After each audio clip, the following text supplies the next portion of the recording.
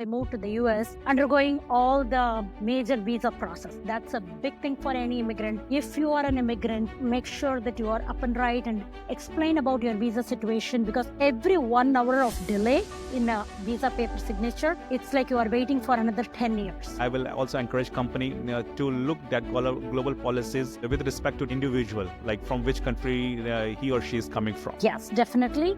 And if you are a manager, if you are in that capacity, if a paper comes to you for signature, please invest the time to sign. How do you see now the acceptability for female leaders? I asked in one of the schools, asking, hey, I'm going to give you a story. There is a CEO that takes a car, Uber, from airport to a hotel, and the hotel receptionist is greeting the CEO with a kind word.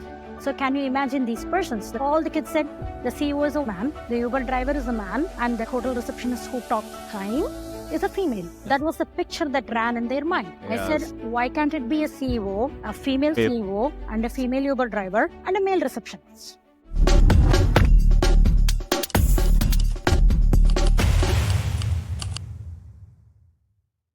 This is the Oil and Gas Breaking Bias show, where we are going to invite industry leaders to talk about their journeys and also technologies of tomorrow, in an effort to break some of the biases that might have formed around this energy industry.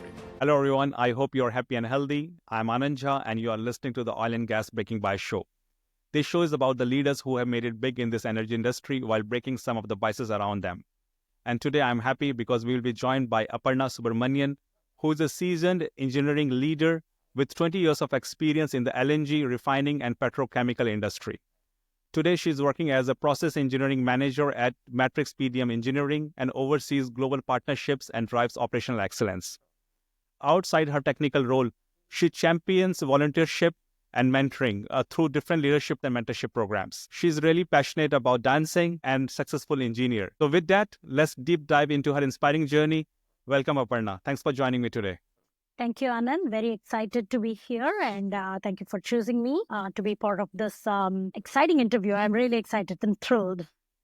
Definitely. And as I said, the introduction doesn't justify what you are doing. You are juggling a lot, like on the professional side, then the volunteership, and also you are passionate about dancing. So we'll talk about all those things. I'm looking forward to it. So without any further delay, if you can talk about a little bit more about yourself and how you have came that long way with starting a journey in India and then moving to US, and what helped you to grow as a person, professionally and personally. Thank you, Anand. So I'm Aparna Subramanian for everyone that is watching. And I did my bachelor's in chemical engineering in southern part of India. And my first job was with Jacobs Engineering in Mumbai, India. So that was the very first job right out of school as a trainee engineer. That's how we call it in India instead of intern. That was my first job. So that interview I can never forget because it was all about what you learned in school about McCabe-Thiel method or how many trays in a distillation column, how you will calculate, and those kind of very theoretical questions that these days I don't think anyone would even think about asking all that. So that was very exciting, and to be part of such a big company and walking into that role as a trainee engineer, it's like different level of excitement to learn things, to make an impact in the career. So I was with Jacobs India for almost 7 to 8 years working on, because you are just starting your career. So people are like giving you different tasks because you are always up and ready to do things, right? So, okay, Yes, do a right. line list. I still remember my mentor said, line list, if you make it correct, the entire line list, then that is the way a process engineer should think about, right? From your operating conditions, design conditions, those kind of how you put your, when you look at a drawing and how you put your energy and interest towards what is happening, why this is designed like this, why it should be designed like this. So that is definitely an eye-opener for any process engineer entering into the industry. And so those days, it was like open cubicles we had in India. It's not any closed cubicles. Everyone can see everyone's computer. So there is no playing around. It's always like work, learning things. And in such a big populated country, you have to be always up and about to do things, right? You can't be lagging behind. It's a very competitive environment. Definitely. Because you are in such a big group and you need to be visible. It's just not coming in every day and doing your work and going out of the office. So especially for me, and I always like to grab any opportunities that was presented. If someone says, okay, go to help mechanical department because for vendor reviews, they need a process engineer that can also do this, then it's not your day-to-day a 9-hour job, but it's like something to learn about, right? So Yes, I never definitely. said no. That was the very first thing. I think as a professional, you need to always grab that opportunity when it is offered to you at the right time. And even if it is not offered to you, it's always like go and ask for it. Never keep quiet. It's always, yes, I want to do this. What I can do to get that opportunity. Hey, is there something that I can put some extra efforts? So that's how I started all this. And I was involved in a work share job with the US office in of Jacob Engineering. I was managing that effort of leading the job there, and then that opened up an opportunity when they had an opening for someone to grab that opportunity, traveling to the US and then taking that role. That's how I moved to the US, undergoing all the major visa process. That's a big thing for any immigrant. I know whoever is listening, either you are already going through the journey, or I'm sorry if you already lost in the journey, if you're lost in the journey, or if you did not win. I know COVID brought different changes and people had to go back to the home country. One thing I always say that if you are an immigrant, make sure that you are up and right and explain about your visa situation, because every 1 hour of delay in a visa paper signature, it's like you are waiting for another 10 years. 10 years. That is That's a very, very something. important point. Yes, that is something whoever is not undergoing the visa process, they would not understand. Again, different countries have different visa styles, right? For example, a British citizen getting a US visa is completely different from some Indian citizen or a Chinese citizen getting a visa. It's like completely a different ball game. So after 10 to 12 years, I got my green card. My husband got my green card after 17 years.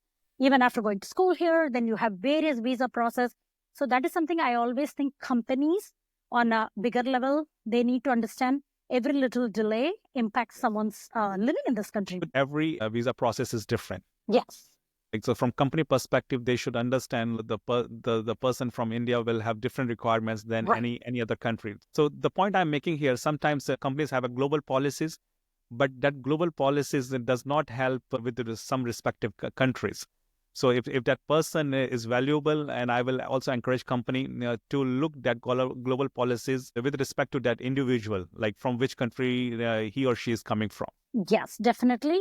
And if you're a manager, if you're in that capacity, if a paper comes to you for signature, please invest the time to sign. Don't delay, because every hour delay is impacting their presence even in this country. Without a valid visa, it's not easy to stay in this country. So Yes, you're that is a big challenge. And companies, especially when immigrants come on a work permit visa, there are different types of visas like work permit or intercompany transfer and all that. So those kind of struggle always, as an immigrant, you need to be educating the company if they are not aware, because we can blame them because they are not used to that system. And I think that these kind of platforms like that we are using to talk about these things very openly, Right. and also encouraging companies to think outside the box. Exactly. And there are always limitations when you are on a work visa. Even if you move to different location of your same organization, there is a paperwork added to that, because you need to prove to the consulate, hey, this person is being sent on this assignment. That's why we are doing this. So those kind of, there are a lot of add-on layers to it. I understand many companies think that it's a time investment or a money investment to do all this paperwork. But if you really want to develop a talent and diverse workforce in your organization, these things are very important, and we need to be very up and about in all this. Just one thing I want to add, like in previous episodes, we talk about how this oil and gas industry is very global, Uh-huh. and there's always a need of good talent. Yes. But these kind of hurdles are stopping the flow of people. Yes, there are some visa rules that need to be followed. There are some rules that need to be followed. But at the same time, if you want to have a good talent coming from different part of the world and working on your projects, then we all have to come together to think about this process. Yeah, especially HRs who are watching. I know in your application you ask, do you need sponsorship? The moment someone clicks yes, then your application is rejected. You're out. Because, yeah, you're out. You're So out. I always made sure that I contacted someone directly saying, hey, although I say I need sponsorship, that also means it's a transfer of already an existing paper. Yes, right. It's not going to be the same effort Like as like for you, doing a it's new not a paper. it's not a big trouble. Like Exactly. I'm not going to consume your time. Yes, exactly. Yes. So those kind of stuff, I think it needs more awareness in the industry, especially in oil and gas, because we are still treated as a traditional industry and we need more diverse workforce. That is one thing I really want to say, that if there is a talent, if there is a resume, please just don't ignore just because they need some sponsorship. So whoever watching this, please understand that that's the struggle behind that. Okay, fortunately, I went past all the struggle and I'm in a good position today. But Yes. when someone sends me resume, and I always ask, hey, my company is sponsoring or no, but I never say what the deal with and all that, but at least look at the resume, then talk to your organization on what can be done. Is there a way that we can interview and see whether this person is fit? So that's something really I would like everyone to understand this process. And for people, for all engineers, I know we are very analytical in nature. Many engineers are not too verbal. Networking is an important element in our industry. The more you network, see, now I know Anand because I have seen him in Gastech, I have seen him in some LNG forums and all that. So networking is the key. So a lot of jobs, just submitting resumes won't fetch you anywhere.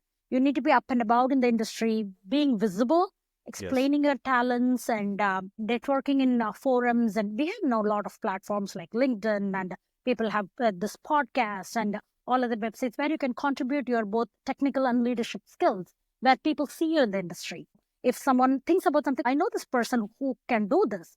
So those kind of stuff, and your rapport with the client, and giving that value of engineering to the client and your customers, that helps a lot in this industry. And I fully agree. Like it's very important to step out of our day-to-day work and think outside the box. That's what we're doing today. Yes. So we are talking about not just about ourselves, but about the community, and we are adding a value to the community. So people like us doesn't have to go through the same process that might have Aparna or some other people has to like they had to go through the different challenges. So I think that's true for everybody. Like who's part of this community, we are looking forward. We are asking them to come outside and contribute to this oil and gas community. And from outside, it looks really big, but it's very small little group. Yeah, and as engineers, I know we tend to be in shell and not and just do your work, do technical stuff. You don't step out of it. But organizations have a lot of other ERG clubs like resource groups, employee resource groups, and Toastmasters Club. For example, I started my speaking journey when I was little, when I was 6. That was my public speech that I gave. This little girl on stage in front of 200 people. I still remember what speech I gave. So that's how amazing. Yeah, that's how my grandfather trained me for that. So that kind of orator skills that helps you to bring your ideas to a bigger group, right? So, and exploiting what is available in the organization, those kind of clubs and resource groups, that also gives you a reach and visibility to your leadership and what else you can do. So when they have a different assignment, they don't even have to think about it. Oh, this person can do, let me nominate this person. So I have been nominated like that by leaders many times. So that is one of the other key factors that has helped my career way to this position. So, and also grabbing that opportunity at the right time. I know not everyone's situation is the same, but if your situation, you think you can take an opportunity that is offered to you or that is available within your organization, try to grab it. So it is always a different thing to learn, and it is not like, oh, this is not falling under my job description, or this is not, there is a value to everything that we work on every day.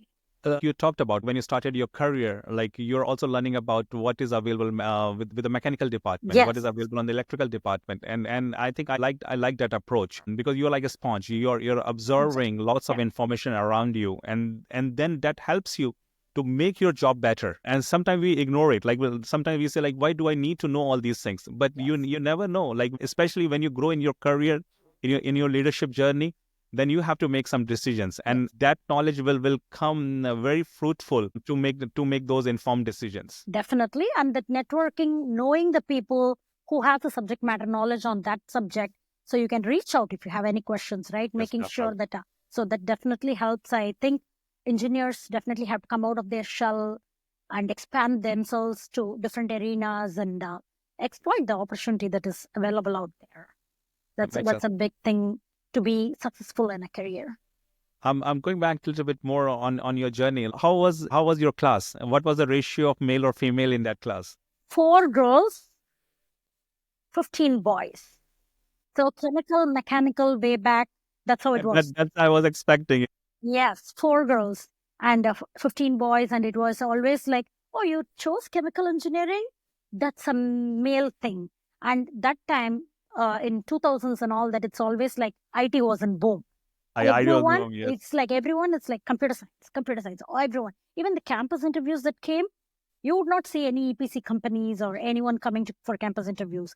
It was always like all the big software companies. Yes. And it is sad that even chemical engineers and mechanical engineers, they chose to sit in that interview and they grabbed those jobs.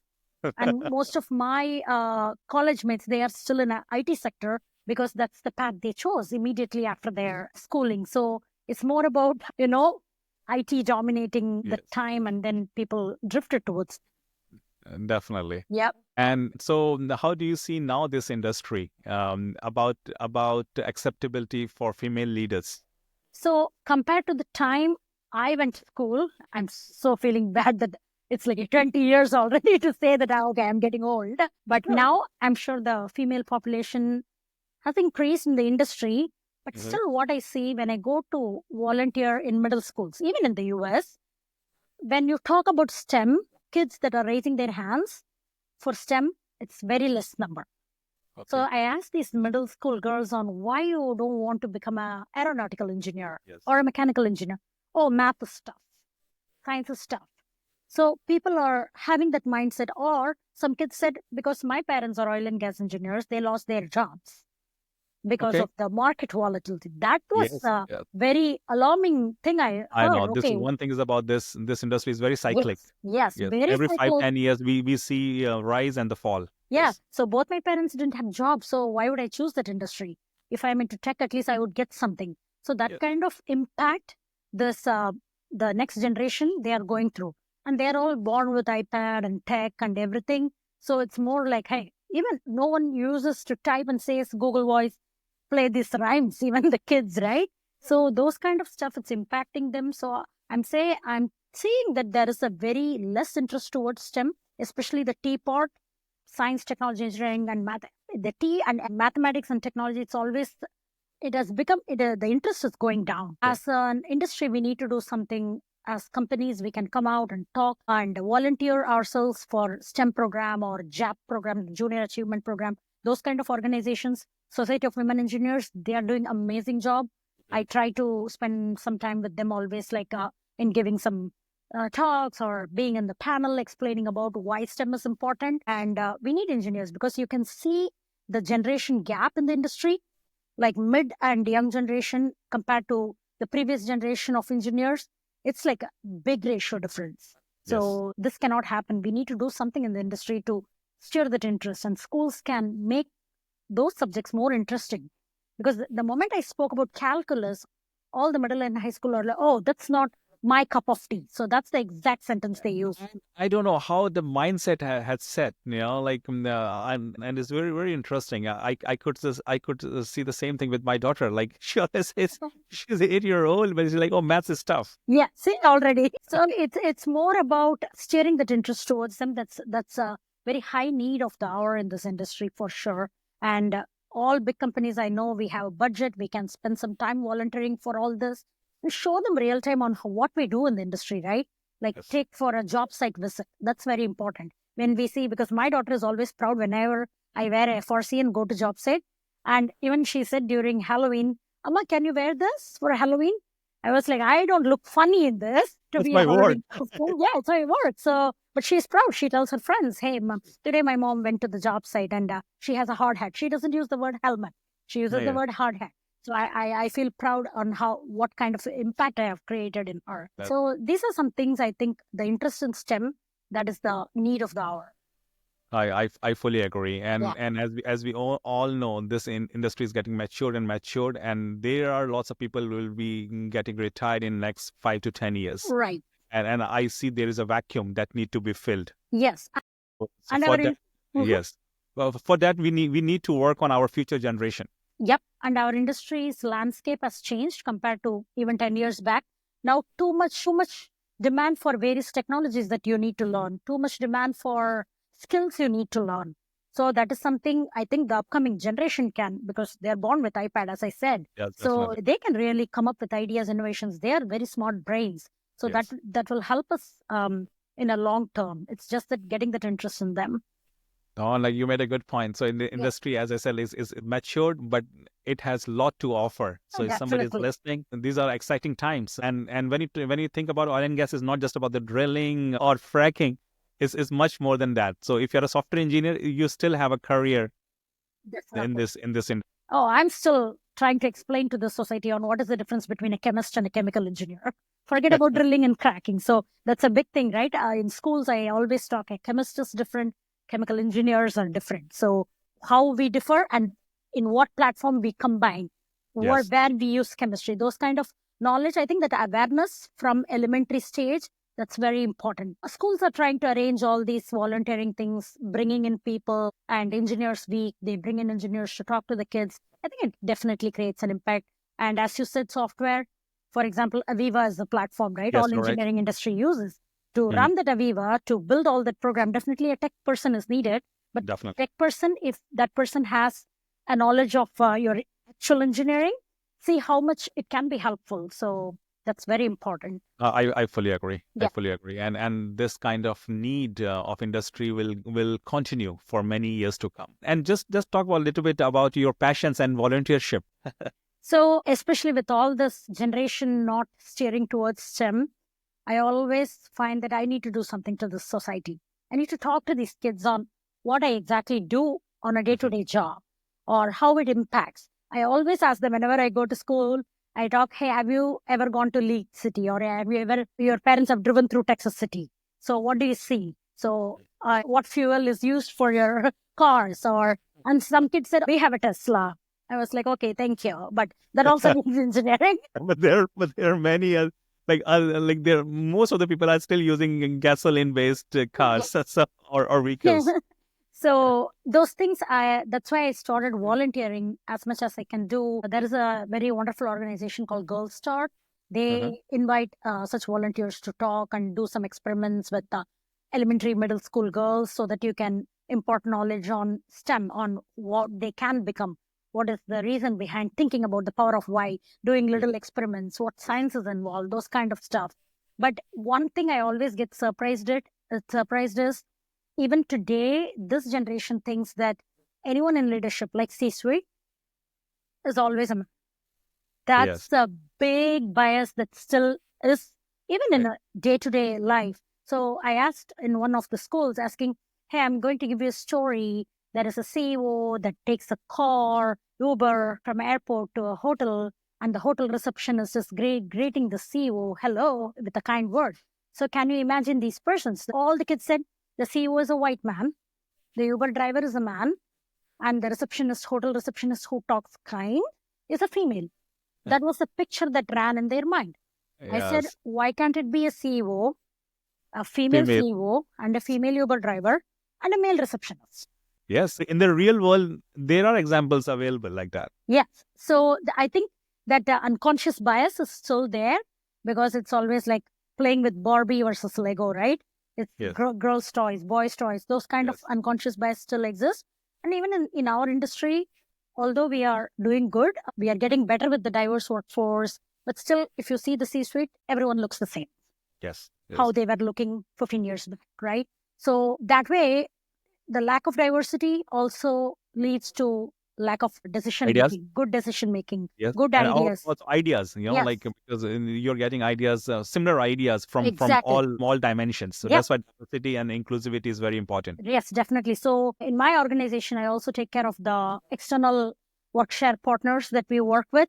So they are based out of India, Brazil. So Mhm. when we work, it opens a different perspective to all the engineers that work on, oh, this is the work culture in that country. These are some talents that they can offer, how we can really enrich the business, how we can collaborate with them and offer a lot to the industry. That's very important. Being diverse, that is one thing I'm proud about my organization. All our employee resource groups, DEI, Women in Excellence, Inclusion, and this partnering with other Mhm. countries, they are on top of it. So they want to bring those diverse workforce to offer something to the industry. So that opens up a different skill set perspective.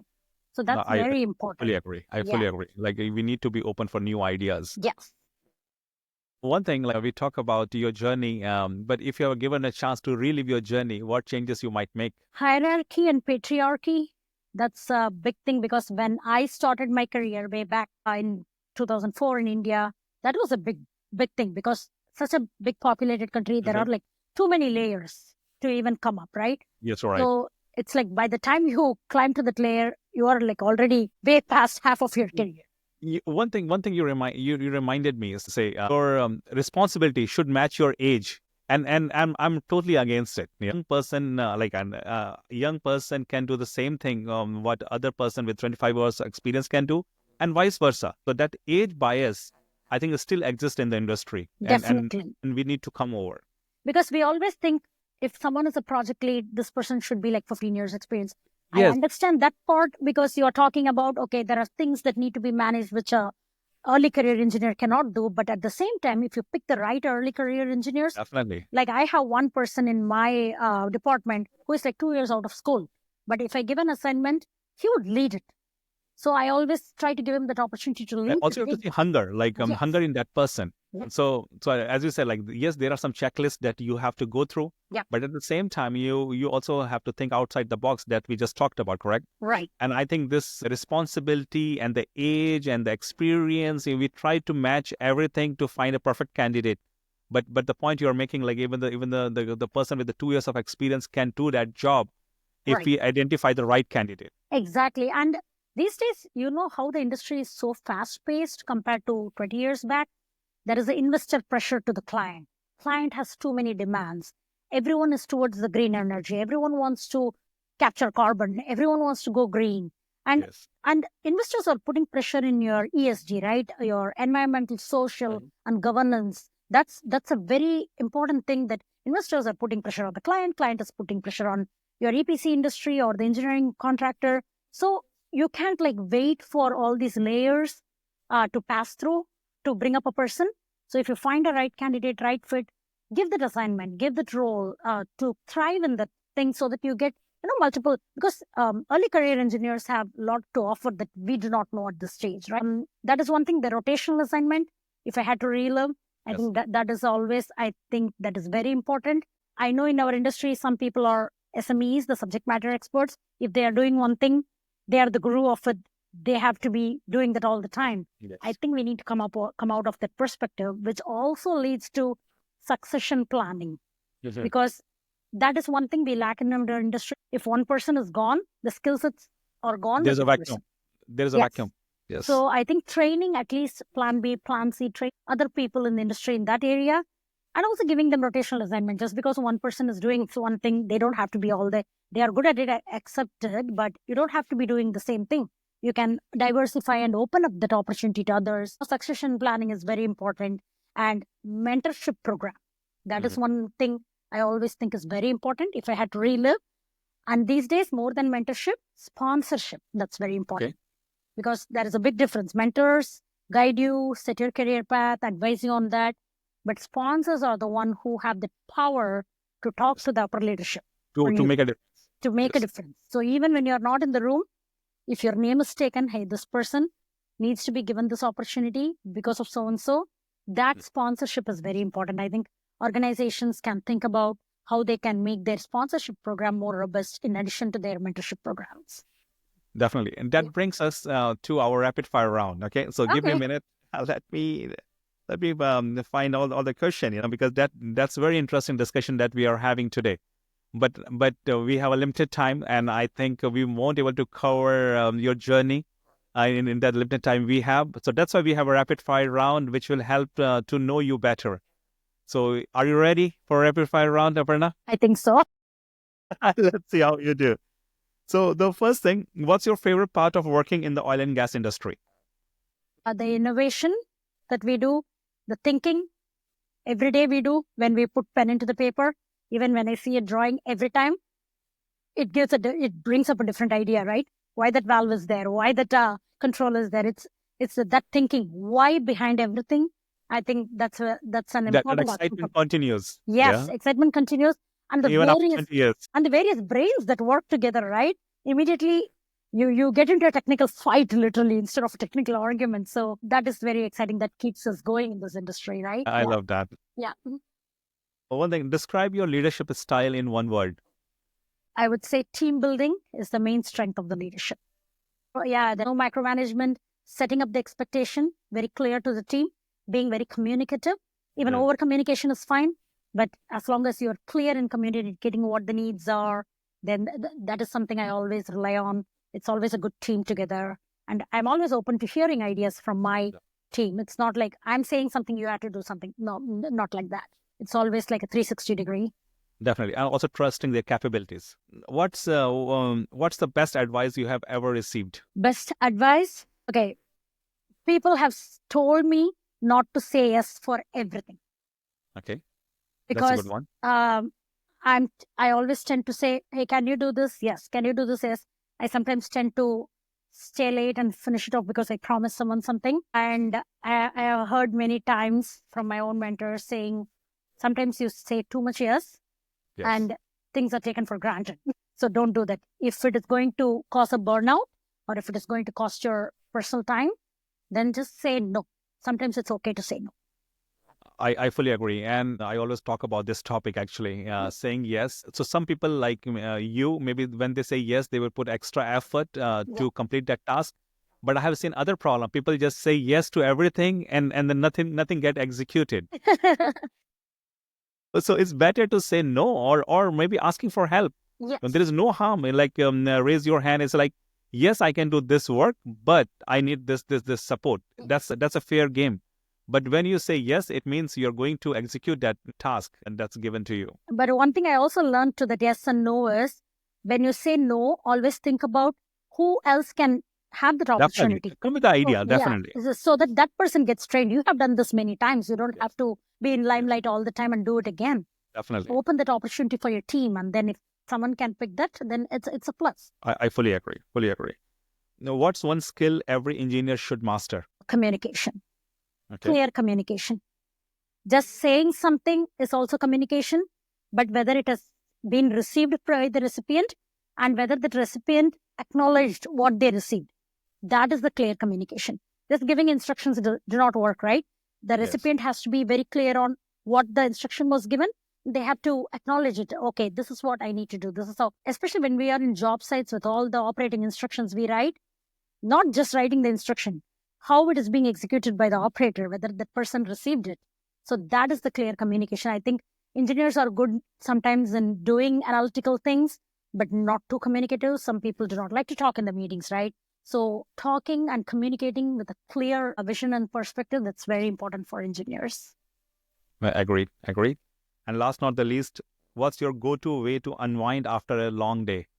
Dancing. So I do Zumba dancing in the gym. Then I also started relearning Indian classical dance. So every week I very religiously attend a dance class. So that is something definitely I forget everything else and then focus on that. It just your endorphins get get pumped up and just forget work, forget things. You don't have to be all the time connected to work. You need to disconnect from the work. Yes. And that is one of the reasons I also volunteer during weekends and all that. I also volunteer at Fort Bend Juvenile Center, talking to the juvenile girls that are in detention. So it's that has changed my personal perspective so much, because when you come out of the door, you think how blessed your life is compared to the kids in the detention center. So both me and my husband, we have taken that up as one of our volunteering goals, one of our life goals for our life. Every week we go and volunteer. He volunteers boys and I volunteer juvenile girls. So that has changed life's perspective, I would say. And it's very important to give that back to the society. So that is also a good vent out for when you are just cribbing about something, just internet not connecting. But when you come out of that mentorship, then you see the real life. Yeah, exactly. This internet connection is not a big deal. Yes, it's not a big deal. That gives you different perspective in your life. Yep. But one thing, our listeners might be wondering, where do you find all the time of doing your work? Okay. Your passion of on dancing. Anything you like to add here? So you need to see the calendar that we have on the fridge. School girls, their classes, then husband's work, my work, and in the evening, how we balance them. So having that very cooperative life partner and the kids, I think that's very important. So, and then getting the calendar very perfect on if I'm committing to something, this is a time I can commit. I'm not going to overcommit because I also have to take care of the kids and play with them and go for Definitely. that non-stop birthday parties that they have every weekend. There The is a kids' birthday parties. work-life balance. Yes. So it's like setting that clear balance, and then you don't have to really work and answer emails for work emails during the weekend. It's just your family time, your personal time. So set the calendar and just commit to whatever you can. Just see the time limits, how much you can commit, and how much you can get your mental rest, how much you can get time to read, right? So those kind of stuff, setting the time stamps, that's very important to be organized. No, that's really great. Lot to learn from all these things because we all have 24 hours and we should know how to make best out of it. Definitely. One side we can just complain it, or as you said, like we can plan it better to achieve more in our personal and professional life. Definitely. So with that, we come to the end of today's show. But before we sign off, Aparna, we talked about a lot about your career, about this industry, the bias. But one key thing that you'd like to highlight before we sign off. My one key takeaway for everyone in the industry is never say no to opportunities and always speak up. Speak up if it is something wrong, but you are not in that level to speak up, or you have you are in a very junior level in the organization or in the industry. Never fear. If you know that something is not right, something is not safe, speak up. It's okay to speak up, then let things go and create a problem later, right? Always speak up. Never hesitate to say no. As I also said, don't say yes too much. That's also not good. And always network. Keep the networking connections very intact. That professional networking, definitely it helps. It helps the industry and bring those diverse perspective in your mind to understand what everyone is coming from and where they are coming from, how you can offer your skill set, plus how we can take from other skill sets. So that's something I would There say. are always an opportunity to learn. Exactly. Yeah. So with that, as I said, thank you very much for all your insight, Aparna. I think audience will really enjoy this conversation. Keep listening. Oil and Gas Breaking Bias Show. I will sign off for this week. Let's meet next week. With that, thank you so much. Have a good day. Take care. Thank you so much, Anand.